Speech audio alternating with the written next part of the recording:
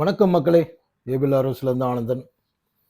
தங்கம் வாங்காதீர்கள் இதுதான் ரொம்ப முக்கியமான டைட்டிலாக போட்டிருக்கேன். அது ஏன்றதையும் நம்ம சொல்லுவோம். வழக்கமாக வந்து மார்க்கெட் அனலைஸ் பண்ணுறப்போ தங்கத்தை பற்றி கோல்டு சில்வர் பற்றி சொல்ல மாட்டோம். ஆனால் இப்போ கொஞ்சம் இந்த சுச்சுவேஷன் அப்படி இருக்கிறதுனால அதை பற்றியும் பேச வேண்டியிருக்கு. ஸோ வாங்க மக்களே, இந்த வாரம் எப்படி போக போகுது மார்க்கெட், என்னென்ன ரெசிஸ்டன்ஸ் சப்போர்ட்டுன்னு பார்க்கலாம். அதுக்கு முன்னாடி சில ஃபேக்டர்ஸ் மட்டும் பார்த்துடலாம். நம்ம மார்க்கெட்டை பாதிக்கக்கூடிய விஷயங்களை மட்டும் பார்க்கலாம். என்னென்ன விஷயம் இப்போதைக்கு ஹைலைட்டாக இருக்குது அப்படின்னா, உங்களுக்கு தெரியும் தான் எல்லாமே. சைனா அமெரிக்காவோட அந்த டாரிஃப் வார் போயிட்டுருக்கு. 100% டாரிஃப்னு போட்டிருக்காரு ட்ரம்ப்பு. அது 50% தாண்டிட்டாலே அது 100 இருந்தான்னா 1000 இருந்தானா அது நல்ல விஷயம். உன் பொருள் எனக்கு வேண்டாம், முடிஞ்சால் வேற எங்கேயா விற்றுக அப்படின்றது தான் அவரோட இது. என் பொருள் இல்லாட்டி உன்னால் ஒன்றும் செய்ய முடியாது ராஜா அப்படின்னு இவர். ஸோ இப்போ அந்த குளோபல் சினாரியோ வந்து இப்படி தான் மாறி மாறி போயிட்டுருக்கதா இருக்குது. சரி, அடுத்த விஷயம். ஸோ இது வந்து நமக்கு வந்து ஒரு பக்கம் பாசிட்டிவ், ஒரு பக்கம் நெகட்டிவ். என்னென்னா, இந்த இப்படியே போச்சு அப்படின்னா ஈகோவில் போயிட்டே இருக்கப்போ சில ஃபேக்டர்ஸ் வந்து நம்மளை பாதிக்கும். எக்ஸ்போர்ட் இதில் வந்து பாதிக்கும். இன்னொரு பாசிட்டிவ் விஷயம் என்னென்னா, உங்களுக்கு தெரியும் தான், என்னென்னா சைனாவோட அவங்க வந்து முட்டை நம்ம சைட்லேருந்து ப்ராடக்டை வந்து வாங்க ஆரம்பிப்பாங்க. ஏற்கனவே நம்ம அந்த ஃபாக்ஸ்கான்லாம் உள்ளே வந்தது இதெல்லாம் பண்ண மாதிரி ஒவ்வொரு ப்ராடக்ட்டும் ஏற்கனவே சைனா +1 அப்படி தானே அவன் பாலிசியை வச்சுருந்தான். இப்போ ட்ரம்ப் வந்து இதெல்லாம் போட்டு குழப்பிட்டு இருக்காரு. ஸோ நம்மகிட்ட வந்து அடுத்து கொஞ்சம் அதிகமாக வாங்குறதுக்கான சான்ஸ் இருக்குது. இந்த 50%ன்றது ஒரு டெம்பரவரி தான். இல்லாட்டி நம்ம என்ன பண்ண போகிறோம், இந்த இன்னும் கொஞ்ச நாளில் வந்து ஃபுல்லி அக்ரிமெண்ட் சைன் ஆயிரும் யூகேயோட ஆயிடுச்சுன்னா அவங்களோட நம்ம ஃப்ரீ ட்ரேட் அக்ரிமெண்ட்டு. ஸோ எல்லா பொருளையும் கொண்டு போய் யூகேல அனுப்பிட்டு போனால் அவன் 15% டேக்ஸில் அவன் யூஎஸ்க்கு அனுப்பிட போகிறான். ஸோ இது ஒரு விஷயம் இல்லை. ஆனால் நமக்கு வந்து இது பாசிட்டிவான விஷயம் ஓரளவுக்கு. ஏன்னா ப்ரொடக்ஷன் பார்த்தீங்கன்னா குளோபல் செயினில் வந்து இது வரைக்கும் சைனா மட்டும்தான் இருந்தது. இந்தியா இப்போ உள்ள லேசாக எட்டி பார்க்குறோம். நம்ம வளர்றதில்ல இல்லை, அதெல்லாம் விட முக்கியமான விஷயம் நம்மளே செல்ஃப் கன்சம்ஷன் வந்து ரொம்ப ஜாஸ்தி. அதனால் நம்ம இது நல்லதாக இருக்கும். ஒன்று. ரெண்டாவது, பாதிக்கக்கூடிய விஷயம் பார்த்தீங்கன்னா, எஃப்ஐஎஸ் வந்து நெட் செல்லராகவே இருக்காங்க இப்பயும். ஏன்னா இந்த குளோபல் சினாரியோலாம் ஒரு மாதிரி கச்சன்னு இருக்கிறதுனால ஒரு காசியஸ் மூமெண்ட்டோடையே திரியிறாங்க எஃப்ஐஎஸ். இங்கே மட்டும் இல்லை, இந்தியாவில் மட்டும் இல்லை, எல்லா இடத்துலையுமே. இந்தியாவில் எனக்கு என்னமோ இந்தியாவில் கொஞ்சம் அதிகமாக பம்ப் பண்ணுறாங்க, அதிகமாக விற்கலைன்னு கூட நான் நினைக்கிறேன். ரைட்டு. அடுத்து வந்து இன்ஃப்ளேஷன் வந்து அமெரிக்காலையும் யூரோப்லேயும் ஒரு மாதிரி நெருக்கு வட்டத்தில் இருக்குது. அதாவது மேனேஜ் பண்ண முடியாதுன்னு சொல்ல முடியாத இடத்துல வந்து அப்படியே தேங்கி நிற்கிது. அது வந்து குளோபலை வந்து உலக அளவில் பெருசாக பாதிக்கும். ஏன் அமெரிக்காவும் ஐரோப்பா மட்டும் தான் மனசு இருக்கானா, வேற எங்கேயும் இல்லையா அப்படின்னு யோசிச்சிங்கன்னா, என்ன விஷயம்னா அவன்கிட்ட தான் வாங்கும் சக்தி அதிகமாக இருக்குது. அதனால் அவன் கொஞ்சம் எக்ஸஸாக போட்டு நிறைய விஷயங்கள் வாங்குவான். ஃபார் எக்ஸாம்பிள் ரொம்ப சிம்பிளாக சொல்லணும்னா, நம்ம ஊரில் நம்ம கொஞ்ச நாளைக்கு முன்னாடிலாம் பார்த்தீங்கன்னா தாத்தாக்கள் சட்டை போடுறதே ரேரு. நம்ம தாத்தாக்கள்லாம் பார்த்தீங்கன்னா சட்டை போடுறதே, கிராமத்தில் இருக்க தாத்தா சட்டை போடுறது ரேரு. ஏதோ ஒரு நல்ல விசேஷம்னா மட்டும்தான் சட்டை போடுவாங்க, மற்றபடி இருப்பாங்க. ஆப்பிரிக்காவில் இன்றைக்கும் சட்டை போடாத ஆண்கள் அதிகமாக இதை சுற்றுறான். அதாவது சீதோஷ நிலைக்கு ஏற்ற மாதிரி அவன் இருந்துக்கிறான். ஆனால் நாம் ஒரு சட்டையை வாங்கி அதை 10 தடவை துவைச்சி போடுறோம், 15 தடவை துவைச்சி போடுறோம், இப்படி போயிட்டுருக்கு. ஆனால் யூரோப்பில் இப்போது இந்த கொரோனாவுக்கு முன்னாடி வரைக்கும் இந்த ஹேபிட் வந்து ரொம்ப ஜாஸ்தியாக இருந்துச்சு. ஒரு சட்டை வாங்குவான், அதை போட்டிருப்பான், அது ஒரு கொஞ்ச நாளைக்கு போட்டிருப்பான், 10 15 நாளோ 20 நாளோ போட்டிருப்பான். அந்த மாத கடைசியில் அதை தூக்கி கொண்டு போய் போட்டுட்டு வேறு சட்டை வாங்கி மாட்டிக்கிறோம். அவ்வளோ நாளைக்கு துவைக்காமல் இருக்க போகிறான்னா ஆமாம் அப்படி தான் இருப்பான் மோஸ்ட்லி. இல்லாட்டி ரொம்ப ரேரு அப்படியே போய் அங்கேயே லாண்ட்ரியில் கொடுத்து வாங்கிக்கிறது ஒரு பக்கம் இருக்கும். ஸோ இது என்னென்னா ஸ்பெண்டிங் நேச்சர் வந்து அதிகமாகி போயிட்டே இருக்கும். அதனால தான் அது ஒரு காரணம். ஸோ இவங்களுக்கு இன்ஃப்ளேஷன் ஜாஸ்தியாக இந்த செலவு பண்ணுறதை அவன் குறைக்க ஆரம்பிப்பான். அதனால தான் என்ன சொல்லுது ஐஎம்எஃப்லாம், வேர்ல்டோட ஜிடிபி வந்து 2026ல் 3.2% இருந்து, அதாவது இந்த வருஷம் 3.2, அது அடுத்த வருஷம் 3.1% குறையும் அப்படின்னு சொல்கிறாங்க. இதில் வந்து ஆசியன் கண்ட்ரிஸ் வந்து அவ்வளோ பாதிக்காது. ஏன்னா மற்ற இடம்லாம் பாதிக்கிற மாதிரி ஆசியன் கண்ட்ரிஸ் பாதிக்காது. குறிப்பாக இந்தியா அண்ட் இந்தோனேஷியா வந்து ரொம்ப நல்லா பெர்ஃபார்ம் பண்ண போகுதுன்னு சொல்கிறாங்க. சரி, அப்போ இதெல்லாம் வந்து இப்பொழுதைய ஃபேக்ட். இது நம்ம நாட்டுக்கான நல்ல விஷயங்கள் மேலே சொன்ன பல விஷயங்கள். ஏன்னா நம்மளோட மேனுஃபேக்சரிங் வந்து இன்னும் ஜாஸ்தியாகும். வர வாரம் மார்க்கெட்டை அஃபெக்ட் பண்ண போகிற விஷயம் என்னன்னு பார்த்தீங்கன்னா, இந்த ஃபெட் வந்து ரிசர்வ் வந்து குறைக்கிறதா சொல்லியிருக்காரு. ஜெரோம் வந்து குறைப்பாரு அப்படின்னு தான் எதிர்பார்க்குறாங்க. ஒரு வேளை குறைக்கல அப்படின்னா, அந்த இடத்துல வந்து ஒரு சின்ன செல்லிங் வரும். வழக்கம் போல எதிர்பார்ப்பு தான். சரி, இப்போ நம்ம மார்க்கெட்டுக்குள்ள அப்படின்னு நம்ம டெக்னிக்கல் அனலைசிஸ் உள்ள போய் பார்ப்போம். நிஃப்டி என்ன செய்ய போறாரு இந்த வருஷம், இந்த இந்த வாரம் அப்படின்னா, சூப்பரா செட்டில் ஆயிருக்காரு இந்த இடம். நம்ம ஏற்கனவே என்ன நினைச்சிருந்தோம்னா, இந்த ஏரியாவ அதாவது 25,400 டூ 500 கிராஸ் பண்ணாலே பயங்கர புல்லிஷ்ன்னு சொல்லியிருந்தோம். அதுக்கு முன்னாடி ஒண்ணு சொல்லியிருந்தோம் ஞாபகம் இருக்கும். 25,170க்கு மேல ஒரு டே க்ளோஸ் ஆயிருந்தா கூட, மெதுவாவாவது அது ஆல் டைம் ஹை போயிரும் அப்படின்னு. இப்போ இந்த சிக்னல் எல்லாமே ரொம்ப கிளியரா இருக்கு. 25,000 அதாவது ஆக்சுவலி 25,550 சாரி 25,670க்கு மேல க்ளோஸ் ஆனாலே போதும். சாரி 25,700க்கு மேலேயே க்ளோஸ் ஆயிருக்காரு. ஸோ பயங்கர சேஃபான க்ளோஸ் தான். வீக்லி க்ளோசிங்கில சொல்றேன். அதே மாதிரி வீக்லி சப்போர்ட்னு பார்த்தீங்கன்னா, 25,500க்கு கீழ வந்தா மட்டும் தான் இதுக்கு நெகட்டிவ். அதர்வைஸ் அது பாட்டுக்கு போயிட்டுருக்கும். ஏதோ ஒரு பெரிய நியூஸ் வரப்போகுதுன்ற மாரி தான் இருக்கு. இல்லன்னா இந்த இந்த ஜோன் இருக்கு இல்லையா?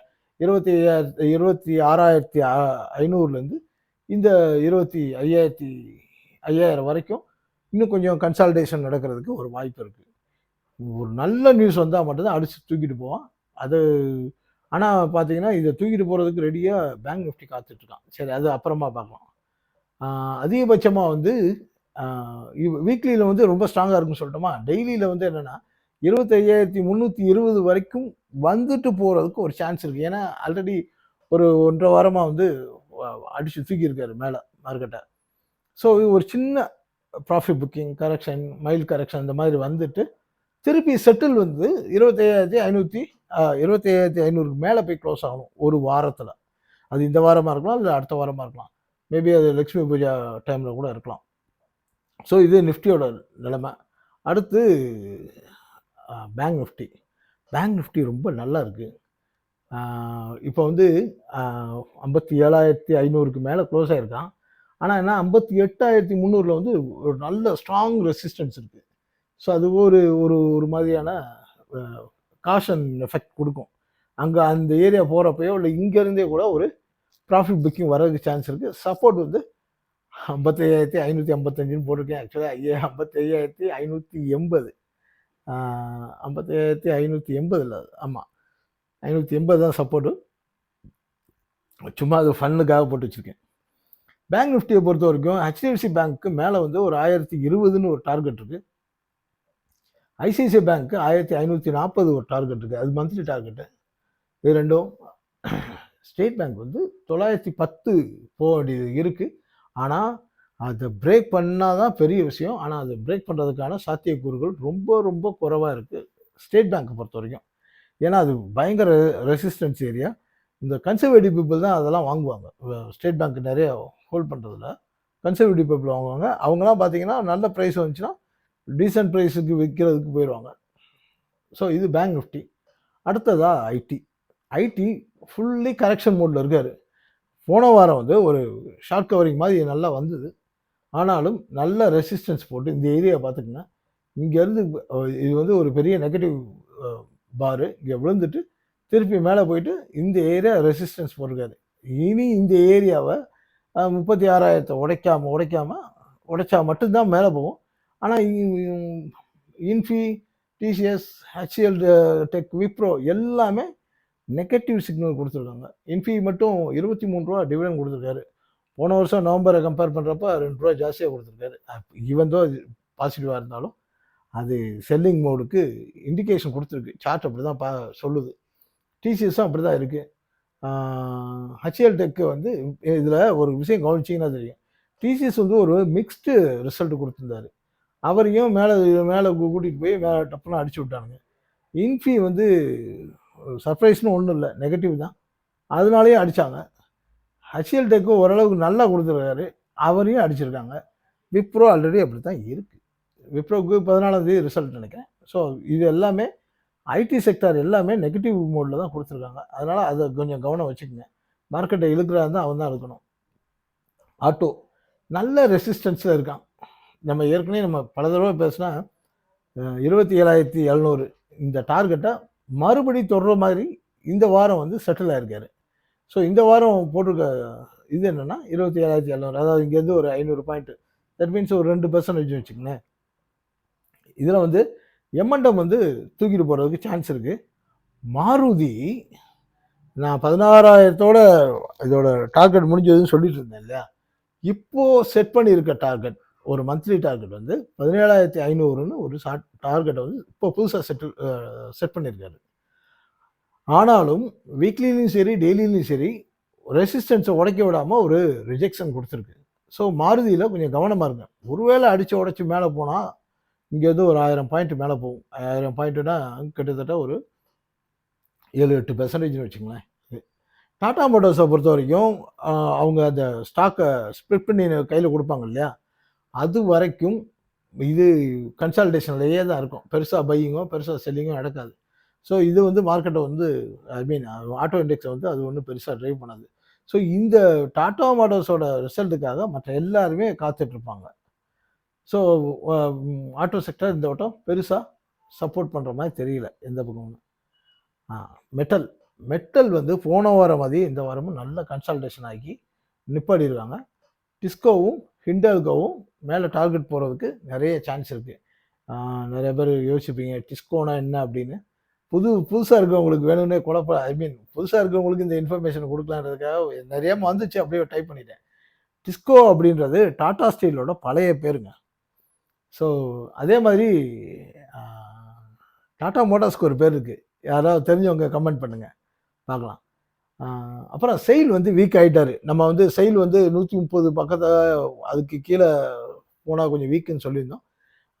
இப்போ 128 வந்திருக்கு. அதனால் அவர் கொஞ்சம் வீக்காக இருக்கார். ஆனால் மேலே மற்ற 2 பேரும் வந்து இன்னும் மேலே டார்கெட் வச்சு ஸ்ட்ராங்காக தான் இருக்காங்க. ஸோ அதையும் பார்த்துக்கலாம். அடுத்து எஃப்எம்சிஜி 3 பேருமே ஷார்ட் கவரிங்கில் வெயிட் பண்ணிட்டுருக்காங்க. ஐடிசி, ஹிந்து யூனிலிவர், நெஸ்லே 3 பேருமே அடுத்த கட்டத்துக்கு மூவ் பண்ணுறதுக்காக தயாராக இருக்கான். ஆனாலும் இண்டெக்ஸை பொறுத்த வரைக்கும் இந்த ஏரியா பாருங்கள், இது ரொம்ப வாரமாக வந்து பல மாதமாக இந்த ஏரியாவில் கன்சால்டேட் ஆகிட்டே இருக்குது. அதனால் ஏதோ ஒரு பக்கம் பிரேக் அவுட் ஆகிற வரைக்கும் இதில் வந்து யாரையும் பெருசாக நம்ப முடியாது. இந்த இன்டர்மீடியட் டார்கெட் மட்டும்தான், இன்டர்மீடியட் மூவிங் மட்டும்தான் இருக்கும். அதுக்கேற்ற மாதிரி இதில் ட்ரேட் பண்ணிக்கலாம். தங்கம் இந்த ஒரு வருஷத்தில், அதாவது இன்னும் சொல்ல போனால் 10 மாதத்தில் 60% பக்கம் ஏறி இருக்கு.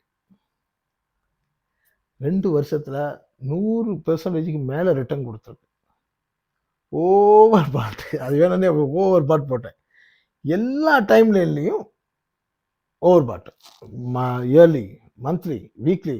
ஒரு மேடம் வந்து சொல்லியிருந்தாங்க, எல்லா இதுலேயும் ஓவர் பாட்டில் இருக்கு, இன்னும் மேலே போயிட்டுருக்கு, என்ன சார் பண்ணுறது அப்படின்னு கேட்டிருந்தாங்க கமெண்ட்டில். அவங்க சார் நல்லா தான் பார்த்து சொல்லியிருக்காங்க.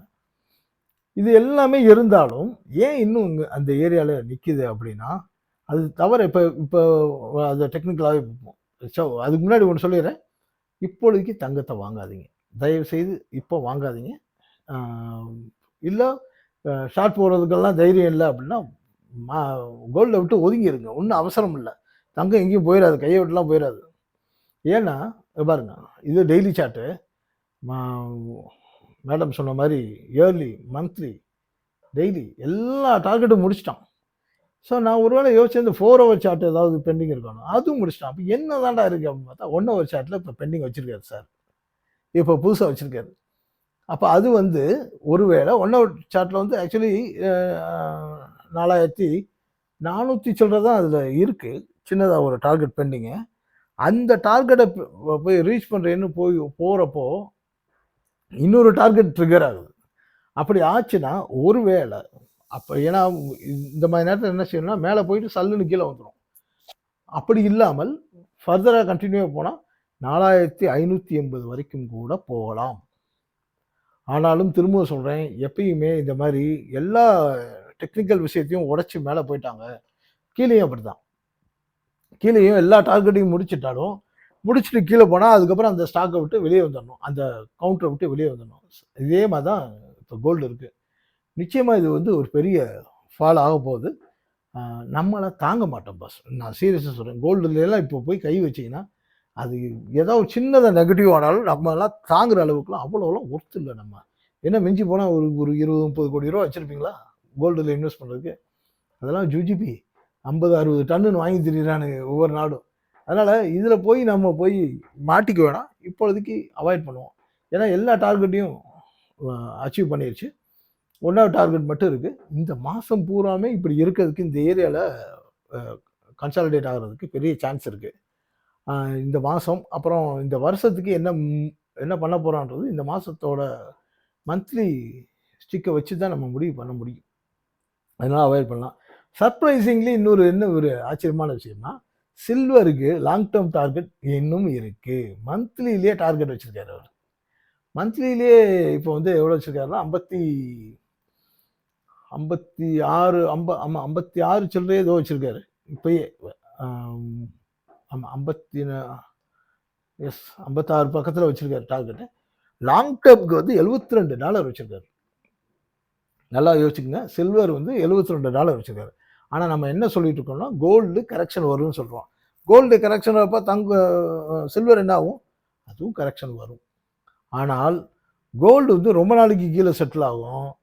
சில்வர் வந்து அதோட டார்கெட் நோக்கி போகும். ஏற்கனவே நம்ம சொல்லியிருக்கோம், கோல்டும் சில்வரும் நமக்கு தான் அது ப்ரீசியஸ் மெட்டல். ஆனால் குளோபலி கோல்டு மட்டும்தான் ப்ரீசியஸ் மெட்டல், சில்வர்ன்றது இண்டஸ்ட்ரியல் மெட்டல். ஸோ இண்டஸ்ட்ரிக்கு தேவையான ஏன்னா அது ஒரு நல்ல கண்டக்டர். அது அது வந்து இதுக்கு இண்டஸ்ட்ரிக்கு தான் அதிகமாக யூஸ் பண்ணுவாங்க. நம்ம ஊரில் மட்டும்தான் பண்ணுறோம்.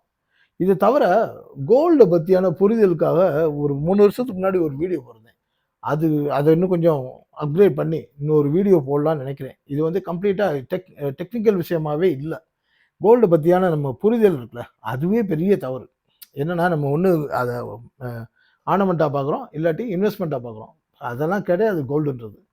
ஸோ அதை பற்றி விரிவாக ஒரு வீடியோ தனியாக போடுவோம். ஏன்னா அது ஒரு நம்ம சோசியலி நம்ம அதுலேருந்து சேஞ்ச் ஆக வேண்டியது இருக்குது. ஓகே மக்களே, இது இப்பொழுதைக்கு இந்த விஷயங்கள் இவ்வளோ தான். வேறு ஏதாவது டவுட் இருந்துச்சுன்னா, வேறு ஏதாவது தேவை இருந்துச்சுன்னா கமெண்ட்டில் கேளுங்க. அதுவரை நன்றி, வணக்கம்.